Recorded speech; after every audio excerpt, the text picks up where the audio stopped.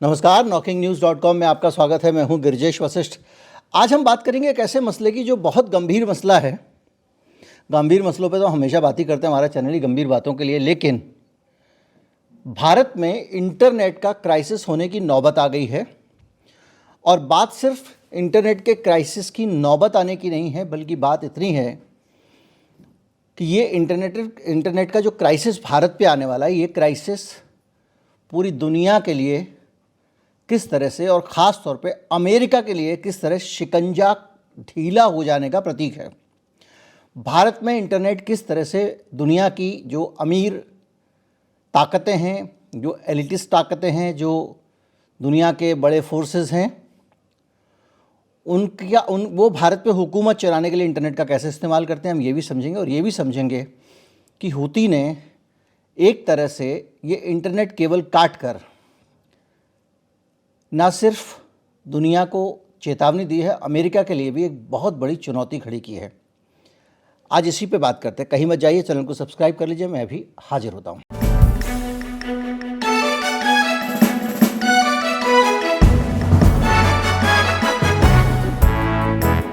सबसे पहले ये जान लीजिए कि हुआ क्या है। हुआ ये है कि एक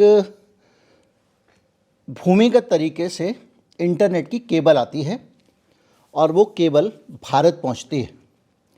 भारत क्या पहुंचती है? पूरा एशिया और यूरोप को जोड़ती है। मैंने आपको बताया था कि लाल सागर का महत्व क्या है और किस तरह से लाल सागर पूरी दुनिया को बहुत छोटा कर देता है। जिस तरह से जहाज़ों को अगर घूम के आना पड़े तो बहुत ज़्यादा उनको ईंधन संसाधन खर्च करने पड़ते हैं, इसी तरह से अगर इंटरनेट का संचार होता है यूरोप और एशिया के बीच में, तो उसमें भी ये बड़ी भूमिका निभाता है। और इसके बीच में ही लाल सागर है और लाल सागर पे हूतियों का एक तरह से कहा जाए आतंक है या कहें कब्ज़ा है, या वो वहाँ छाए हुए हैं। हूती लोग लंबे समय से, एक करीब काफ़ी समय हो गया जब से गाज़ा के ऊपर एक कत्लेआम गाज़ा में शुरू हुआ और इजरायली फोर्सेस ने गाज़ा में आम लोगों को मारना शुरू किया और दूसरी चीज़ें शुरू की, तो उसके विरोध में हूती विद्रोहियों ने कहा कि हम इजराइल और अमेरिका को जाने और आने वाले जहाज़ों को यहाँ से गुजरने नहीं देंगे। अब गुजरने नहीं देंगे तो एक लंबा रास्ता हो जाएगा। उन्होंने उसके ऊपर बहुत सारे हमले किए, सारी बात आप जानते हैं। और जानने के बाद में बहुत सारे जब जहाज़ उससे प्रभावित हुए और कुछ जहाज़ों में आग भी लगी, कुछ जहाज़ का चालक दल छोड़ के भाग गया, तो ये सारी घटनाक्रम चल रहे थे। और इस बीच में उनके निशाने पर इजराइल वाले जहाज़ थे और ऐसे जहाज़ थे जो इजराइल और अमेरिका को प्रभावित करते हैं। बाकी ट्रैफिक किसी तरह से चल भी रहा था, भले ही एक आतंक के साए में चल रहा था। लेकिन इस बीच में अमेरिका ने हूती विद्रोहियों का मुकाबला करने के लिए, और अमेरिका के हमदर्दी में हमारी भारत सरकार ने भी वहाँ पर बड़ी संख्या में पोत तैनात कर दिए हैं जो उनकी मिसाइलों को इंटरसेप्ट करेंगे। यानी भारत ने जो पोत तैनात किए हैं वो हूती की जो मिसाइल उड़ेंगी उनको ट्रैप करेंगे और गिराएंगे। लेकिन अमेरिका ने तो वहाँ पर हूती इलाकों में बम्बार्डमेंट शुरू कर दिया, मिसाइलें छोड़नी शुरू कर दी, बम गिराने शुरू कर दिए और ड्रोन के ज़रिए इन्होंने वहाँ हमले शुरू कर दिए। और ये हूती जब ये काम कर रहा था उसको पहले से ही पता था कि किस तरह के हमले होंगे। जैसे कि गज़ा में, तो इसलिए गज़ा में जो वहाँ पे हमास है उसको बहुत ज़्यादा फ़र्क पड़ा आम लोगों पे, इसी तरह से इस हूती इलाके में। बहरहाल जब ये सिलसिला चलता रहा तो वो और ज़्यादा इंटेंसिटी बढ़ गई और ज़्यादा नाराज़गी बढ़ गई और अमेरिका ने लाल सागर में अपनी मौजूदगी से इस समस्या को और बढ़ा दिया। अब ये समस्या जब वहाँ पर बढ़ती है तो बढ़ने के साथ में उन्होंने एक काम और किया। मैंने आपको बहुत पहले बताया था कि इस तनाव से एक दिन वो स्थिति आ सकती है कि इंटरनेट के तार काट दिए जाएं। ज़मीन के अंदर से इंटरनेट केबल जो आती है वो बड़ी हिफाजत से लाई जाती है। उसमें पूरा स्ट्रक्चर होता है, मैं स्क्रीन पे लगा देता हूँ कि किस तरह से वो केबल, समझिए कि इतने बड़े सुरक्षा कवच के बीच में, एक अंदाज़ा बता रहा हूँ, वो सुरक्षा कवच तो बहुत बड़ा होता है, इतनी बड़ी पतली केबल जा रही है। उसके पीवीसी है, कॉपर की लेयर है, एल्युमिनियम की लेयर है, फिर टेप लगा हुआ है और आर्मर्ड स्टील है ताकि वो किसी तरह से किसी चीज़ को काटा ना जा सके। उस सब के बीच में पतली सी एक ऑप्टिक फाइबर की केबल जाती है। जिन लोगों को ऑप्टिक फाइबर के मामला है वो सोचते होंगे कि भाई समुंदर से आती है, यहाँ से वहाँ तक जाती है तो केबल बहुत मोटी होती होगी। लेकिन ऑप्टिक फाइबर की जो सिग्नल ट्रांसमिट करने की एफिशिएंसी है, वो एफिशिएंसी जितनी पतली केबल होती है उतनी ही ज़्यादा होती है।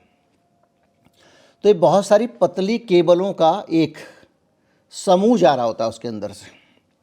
इन लोगों ने वो पूरी जो केबल की मजबूती थी उस सबको तोड़ के काट दिया और अंदर से ऑप्टिक फाइबर को ख़त्म कर दिया। कुल 17 जो सबमरीन इंटरनेट केबल हैं, उनमें से 4 को हूती काट चुके हैं। इनको अगर मरम्मत किया जाता है तो मीडिया रिपोर्ट्स के मुताबिक 2 महीना लगेगा, और 2 महीना तब लगेगा जब हूती वहाँ पर उसको डिस्टर्ब ना करें।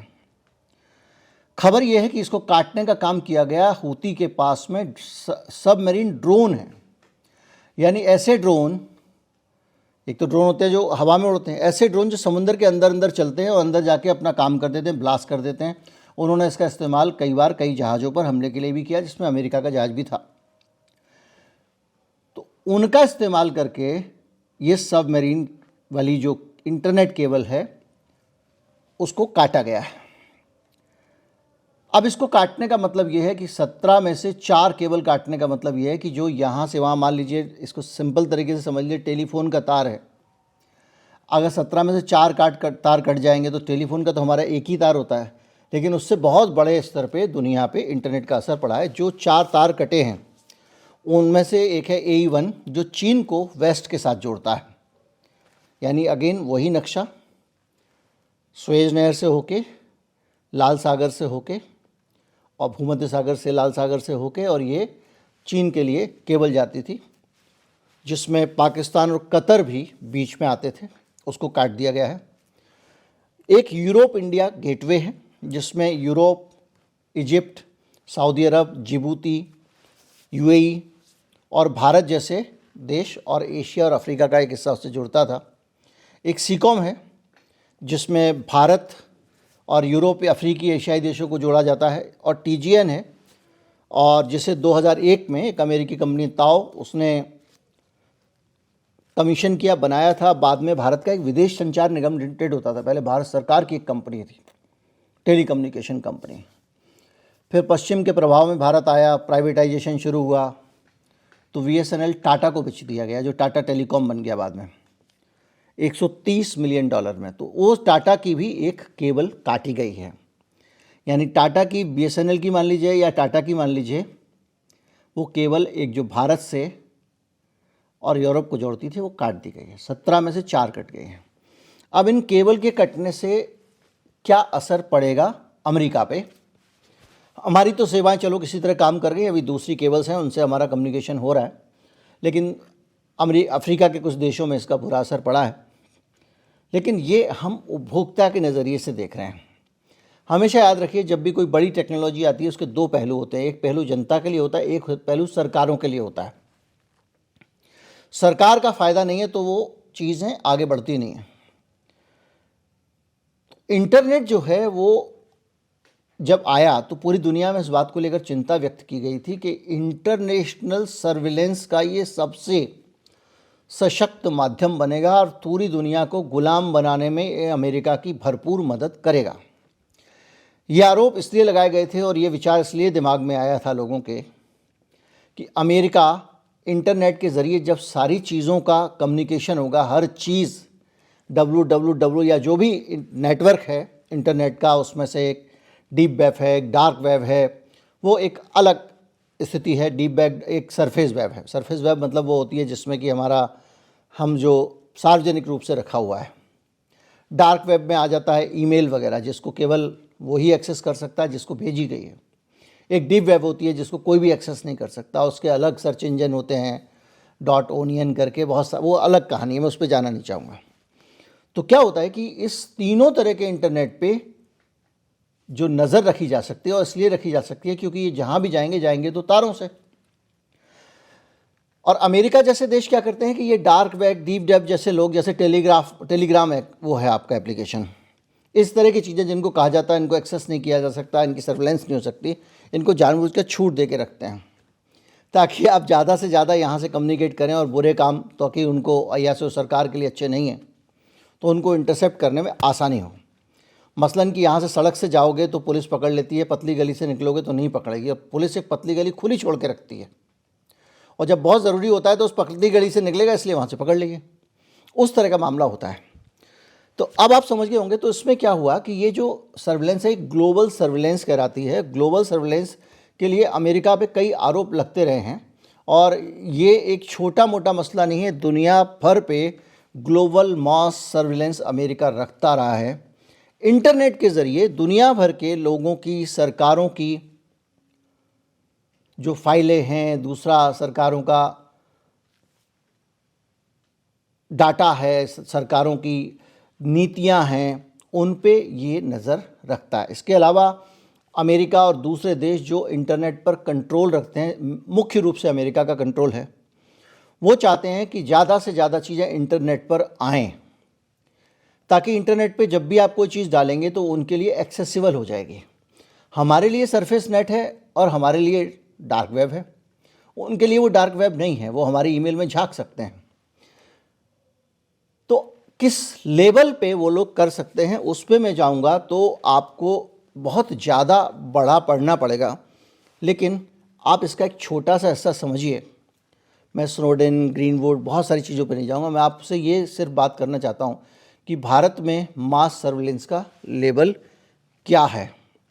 भारत में टेलीग्राफ एक्ट था, उसके तहत आपका टेलीफोन वगैरह इंटरसेप्ट कर सकते थे। अब सरकार लेकर आई है कि आपका मोबाइल और टेलीफोन वगैरह सरकार जब चाहे इंटरसेप्ट कर सकती है। डाक का नियम आया है कि आपके डाक और पार्सल को कभी भी खोला जा सकता है, यानी अब आपकी प्राइवेसी नहीं रही है। आपने चिट्ठी लिखी है, उस चिट्ठी को बीच में पोस्टमास्टर को अगर अच्छा लगता है खोल लेगा। खैर, तो जो सर्विलेंस है, मास सर्विलेंस के लिए बड़ी संख्या में सीसीटीवी कैमरों का नेटवर्क लगाया गया है, पूरे भारत में लगाया गया है, और ये सब नेटवर्क से जुड़ा हुआ है। इसके अलावा फेशियल रिकॉग्निशन टेक्नोलॉजी भी तैनात की गई है, और दावा किया है विकिपीडिया ने कि दिल्ली पुलिस इसका धड़ल्ले से इस्तेमाल कर रही है। पिछली बार जब किसान कानून था और उसको लेकर जो प्रदर्शन हुए थे, उसके दौरान आंदोलनकारियों पर नज़र रखने और उनको गिरफ्तार करने में इन सर्विलेंस कैमरा का इस्तेमाल दिल्ली पुलिस ने किया था। CAA के प्रोटेस्ट के दौरान भी दिल्ली पुलिस ने आंदोलनकारियों पर नज़र रखने के लिए इसका इस्तेमाल किया था। इसके अलावा कई मामले हैं, जैसे चेन्नई पुलिस ने भी ये टेक्नोलॉजी लगाई है, और टी नगर वगैरह एरिया में पंजाब पुलिस भी आर्टिफिशियल इंटेलिजेंस के ज़रिए इस टेक्नोलॉजी का इस्तेमाल कर रही है। सरल भाषा में समझिए तो ये क्या होती है टेक्नोलॉजी, ये समझिए CCTV कैमरा लगा है, ये लगा है, और आप इस CCTV कैमरे के सामने से निकले। मेरे पास पुराना आंकड़ा है, अब लोग बताते हैं कि 500 चेहरे भी पहचान सकते हैं। तो एक भीड़ जा रही है 500 लोगों की, सामने कैमरा लगा हुआ है। उस कैमरे में 1 सेकंड के अंदर वो फ़ोटो क्लिक करेगा। उन 500 लोगों में से एक भी आदमी जिसको पुलिस चाहती होगी कि उनको मिल जाए, उन 500 में से उस आदमी को पुलिस एक झटके से अलर्ट जाएगा। ट्वीट भी जा सकता है, व्हाट्सएप मैसेज भी जा सकता है, SMS भी जा सकता है पुलिस अधिकारियों के पास कि ये आदमी इस समय यहाँ से निकल रहा है। जैसे मान लीजिए अभी ये बात हो रही है कि एक अलग तरह का रिजीम आने वाला है 2024 के बाद। अब गिरिजेश वशिष्ठ मान लीजिए भागे भागे घूम रहे हैं, और जैसे ही वो किसी इलाके से निकले, पुलिस खट से उनकी फ़ोटो खचक लेगी, वो CCTV और बता देगा यहाँ से जा रहे हैं, और उस इलाके की पुलिस को खबर हो जाएगी, वो पकड़ लेगी। इस तरह की चीज़ें, ये उदाहरण दे रहा हूँ मैं, भगवान ना करे कभी ऐसा हो। तो फेशियल रिकॉग्निशन टेक्नोलॉजी का इस्तेमाल भी इसमें किया जा रहा है। इसके अलावा सरकार ने पूरे देश के लोगों के बायोमेट्रिक्स अपने पास रख लिए हैं, यानी आपके अंगूठे की निशानियाँ और आपकी आँखों की पुतली की निशानियाँ। इन निशानियों के ज़रिए वो स्कैन कर सकते हैं, इंसेप्शन कर सकते हैं, और पता कर सकते हैं कि कैसे आपके ऊपर आपको पहचाना जा सकता है, कि अगर आप नाम बदल लें, पिता का नाम बदल लें, कुछ भी कर लें। इसी तरह से पैन कार्ड, वोटर ID वगैरह उसमें भी इस्तेमाल होता है। ज़्यादातर ये कहा जाता है कि ये क्रिमिनल इन्वेस्टिगेशन के लिए सरकार ऐसा कर रही है, सरकार यही बताती है। लेकिन सरकार को ज़्यादा बड़ा खतरा अपराधियों से नहीं होता। अपराधी तो पकड़े जाते रहते हैं और वो उतना बड़ा मसला बनता नहीं है। सरकारों को खतरा होता है आंदोलनों से, और उसमें जहाँ भी गड़बड़ आ सकती है उसको रोकने के लिए सरकारें बड़े बड़े सर्विलेंस करती हैं। और जब मैं भारत के इसकी बात कर रहा हूँ तो भारत में DRDO का एक नेत्रा लगा हुआ है। नेत्रा एक ऐसा सर्विलांस सिस्टम है जिसके ज़रिए आप समझते जाइएगा। उस इंटरनेट की केबल जो लगी हुई थी समुद्र के नीचे, उसका महत्व अमेरिका की क्या है इससे समझ में आएगा। जल्दबाजी मत करिएगा, ये बोरिंग लग रहा होगा आपको, है बहुत रोचक वैसे।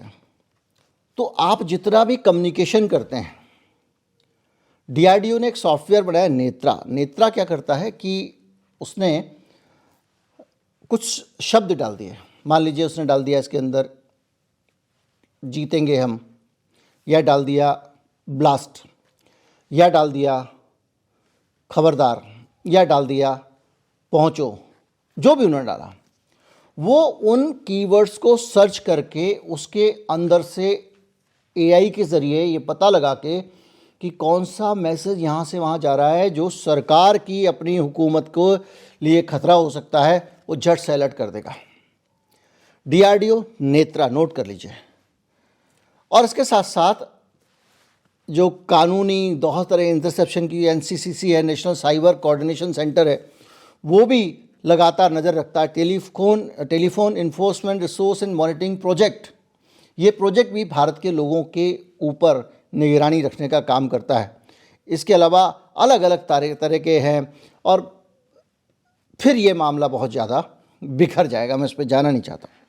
तो सरकारें पूरी दुनिया पे और भारत जैसे देशों पे अपनी हाई एंड टेक्नोलॉजी के ज़रिए अमेरिका जैसे लोग पूरी नज़र रखते हैं। तो ये तो हुआ नज़र रखना कि लोग क्या करें क्या ना करें। एक और नज़रिया और भी आता है इसमें।